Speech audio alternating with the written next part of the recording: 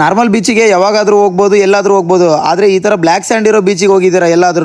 ಎಲ್ಲಿ ಏನು ಅಂತ ತೋರಿಸ್ತೀನಿ, ವಿಡಿಯೋನ ಕೊನೆವರೆಗೂ ನೋಡಿ. ಎಲ್ರಿಗೂ ನಮಸ್ಕಾರ. ಡೇ 1 ನಲ್ಲಿ ಫುಲ್ ದಾಂಡೇಲಿ ಎಂಜಾಯ್ ಮಾಡಿದ್ವಿ. ಅಲ್ಲಿಂದ ಸೀದಾ ಬ್ಲಾಕ್ ಸ್ಯಾಂಡ್ ಬೀಚಿಗೆ ಹೋಗೋಣ ಅಂದು ದಾಂಡೇಲಿ ಇಂತ್ರ ಚೆಕ್ಔಟ್ ಆಗಿ ಹೊರಗೆ ಬಂದ್ವಿ. ಎಲ್ಲಾದ್ರೂ ಚೆನ್ನಾಗಿರೋ ಪ್ಲೇಸ್ ನೇ ಹುಡುಕ್ತಿರ್ತೀವಿ ಫೋಟೋ ಶೂಟ್ ಮಾಡೋಣ ಅಂತ. ಫೋಟೋನೆಲ್ಲ ತಕೊಂಡು ಸೀದಾ ಬ್ಲಾಕ್ ಸ್ಯಾಂಡ್ ಬೀಚಿಗೆ ಹೋಗೋಣ ಅಂತ ಹೊರಟ್ವಿ. ನಮ್ಮ ಎಲ್ಲ ಫೋಟೋ ತೆಗೆದಿದ್ದಕ್ಕೆ ಬಾಲವಜ್ಜಿ ಅವರಿಗೆ ಫ್ಲವರ್ ಕೊಟ್ಟು ಇವಾಗ ಧನ್ಯವಾದಗಳು ಹೇಳುತ್ತೇವೆ.